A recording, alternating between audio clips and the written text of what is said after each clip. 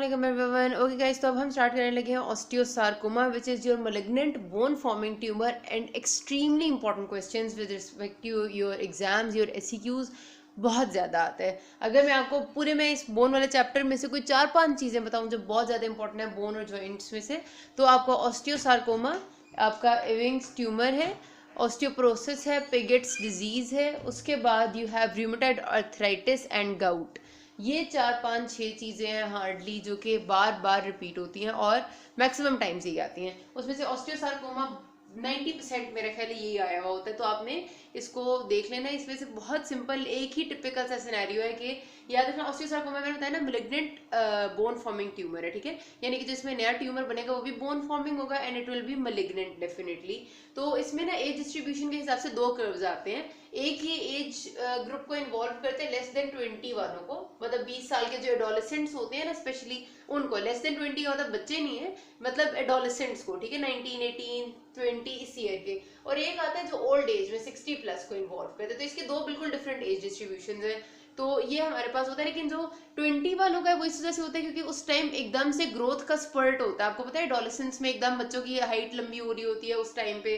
तो वो जो एडोलेसेंस की एज होती है ना, जो 10-11 से लेकर 20 ईयर्स तक की होती है, उसमें क्या होता है कि आपकी ये जो ग्रोथ प्लेट है, हमने बोन्स में कहा था ना कि these are the epiphysis, this is the diaphysis जो स्टॉक है, और यहाँ पर we have the growth plate. Growth plate के थ्रू की वजह से ये जो आपकी ग्रोथ प्लेट होती है, कार्टिलेज होता है, इसकी वजह से एकदम से बोन्स उस टाइम ग्रो कर रही होती है। और जब बहुत एक्टिव कोई चीज ग्रो कर रही होती है, बहुत तेजी से सेल्स नए बन रहे होते हैं, तो वहां पर म्यूटेशन आना कोई एबनॉर्मल बात नहीं होती। तो इस वजह से यहाँ पर म्यूटेशन आ जाती है and it leads to cancer development in the bones. तो एडोलेसेंस में होने की वजह ये है, और ओल्ड एज में होने की वजह कोई भी और डिजीज है जो उसके साथ एसोसिएटेड होती है। सपोज उनको शायद ऑस्टियोपोरोसिस हो या पेगेट्स डिजीज हो, या फिर कोई भी और ऐसी बोन की डिजीज पहले से चल रही होती है, कोई मेटाबॉलिक एब्नॉर्मेलिटी हो जो कि बोन में प्रेजेंट है पहले से, जिसकी वजह से बोन में एक इशू चल रहा है, और वो इशू जो है वो आपका म्यूटेशन आने की वजह से कैंसर में कन्वर्ट हो जाता है। तो बिल्कुल डिफरेंट रीजन है। तो बेसिकली जो आपकी 20 ईयर्स की एज में जो कैंसर हो रहा है उसको हम बिल्कुल प्राइमरी ऑस्टियोसार्कोमा कहेंगे, बिकॉज वो डायरेक्टली पहली ही बार में, मतलब उसमें कोई पहले से एब्नॉर्मेलिटी नहीं थी, वो जो पहली एब्नॉर्मेलिटी आई वो सीधा सीधा कैंसर आया। लेकिन 60 प्लस एज में पहले से कोई ना कोई एब्नॉर्मेलिटी के ऊपर कैंसर आता है, तो उसको हम सेकेंडरी ऑस्टियोसार्कोमा कहते हैं। वैसे अगर हम बात की जाए ना ओवरऑल कैंसर के एग्जिस्टेंस की, तो या फिर ओवरऑल बोन में होने वाले कैंसर्स की, तो हमारे पास जो आपके ब्लड में हमने कैंसर्स पढ़े थे, हमने कहा था कि ब्लड में लिम्फोमाज होते हैं और बहुत सारी और कैंसर्स डेवलप हो जाते हैं और वो मेटास्टेसाइज कर जाते हैं बोन में। तो वो सबसे ज्यादा बोन्स में वो मेटास्टेटिक कैंसर्स होते हैं। लेकिन जो प्राइमरीली अगर देखा जाए कि जो बोन का प्राइमरी कैंसर है, तो osteosarcoma is the most frequent occurring primary cancer of bone. वो वाले जो मेटास्टेटिक कैंसर्स होते हैं जो ब्लड से आते हैं, वो तो जाहिर सी बात है सेकेंडरी होते हैं, मतलब वो तो ब्लड के आए हुए होते हैं। लेकिन osteosarcoma is the most common primary cancer of the bone. This is your MCQ and viva question as well. Age distribution बहुत ज्यादा याद रखनी है, बिकॉज आपके पास एससीक्यू एमसीक्यू सिनेरियो में जब भी आएगा तो यही 2 एज ग्रुप्स और ये 20 एज ग्रुप बहुत ज्यादा आता होता है, ठीक है। 20, 18, 19 के बच्चे आपको अक्सर सिनेरियो में मिलेंगे।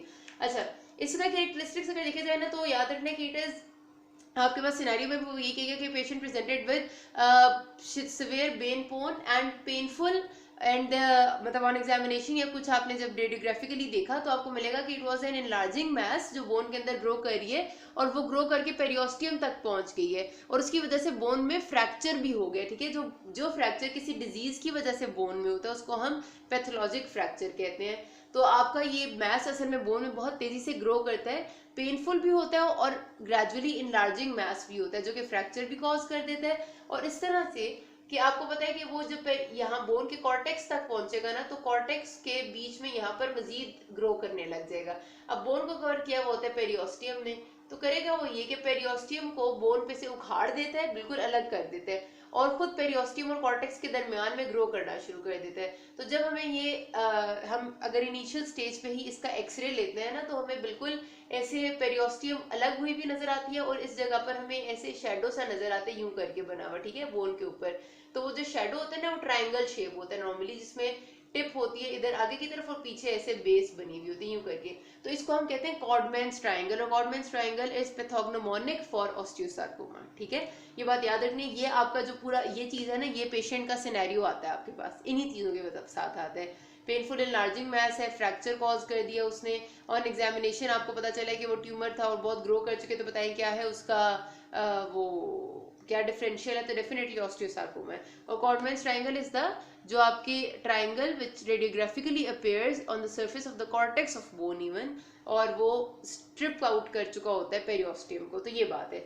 अच्छा अगर इसकी बात चलने से देखी जाए कि क्या म्यूटेशन आती है, तो मैंने आपसे कहा है कि बहुत इंपॉर्टेंट हमारे जो ट्यूमर सप्रेसर जीन है वो इसमें म्यूटेटेड होते हैं। वो कौन से हैं? सबसे पहले तो आरबी रेटिनोब्लास्टोमा जीन है जो कि रेटिनोब्लास्टोमा प्रोटीन को बनाता है। आपको पता है कि हमारी जो आरबी प्रोटीन है वेरी इंपॉर्टेंट है सेल साइकिल के लिए, क्योंकि इसका फंक्शन ये होता है कि हमारे पास जो सेल साइकिल है जिसमें आपको पता है कि G1 फेज है, S फेज है, G2 फेज है और फिर माइटोटिक फेज है। तो जब तक सेल पूरी तरह तैयार नहीं होता डिवीजन के लिए, mitotic phase is the division phase ना, और ये सारे प्रिपरेटरी फेजेस होते हैं सेल साइकिल के, जब तक सेल पूरी तरह तैयार नहीं होता तब तक वो रेटिनोब्लास्टोमा प्रोटीन जो है वो उसको डिवीजन के फेज में जाने नहीं देती। इसका काम ये होता है कि इसने सेल साइकिल का चेक एंड बैलेंस रखना है और सेल पूरी तरह तैयार होना चाहिए। तैयार का मतलब है कि उसके पास न्यूट्रिएंट्स पूरे होने चाहिए, उसने सही तरह से अपने क्रोमेटिन की 2 सिस्टर क्रोमेटिड्स बनाई हुई होनी चाहिए, और उसने G2 फेज में भी बाकी जो अपनी तैयारी पूरी करनी होती है वो सारे न्यूट्रिएंट्स और बहुत सारी चीजें एक्वायर होती है ना, वो सब ठीक होगा, ठीक तरह से हुआ होगा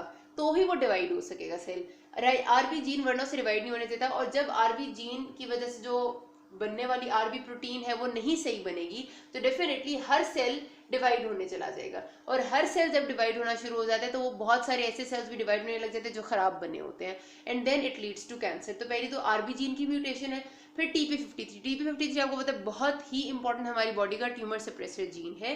TP53 बेसिकली ये करता है कि हमारी बॉडी में जहां भी ड्यूरिंग ट्रांसक्रिप्शन या ट्रांसलेशन के प्रोसेसेस में प्रॉब्लम आ जाती है और उसे पता होता है कि ये चीज आगे जाकर खराब तरीके से एक खराब प्रोटीन बनाएगी, वो उसको वहीं पर स्टॉप कर देता है। ठीक है, जहां पर भी ट्रांसक्रिप्शन ट्रांसलेशन के प्रोसेस आपको पता है ना उसमें कहीं ना कहीं पर प्रॉब्लम आ जाती है, कभी कोई अमीनो एसिड चेंज हो जाता है, कुछ हो जाता है, TP53 उसको रोक देता है, और जब ये म्यूटेटेड होता है तो हमारे पास जाहिर सी बात है कि बहुत सारे कैंसर्स डेवलप हो सकते हैं स्पेसिफिक TP53 के हिसाब से, तो बोन में भी ये होता है।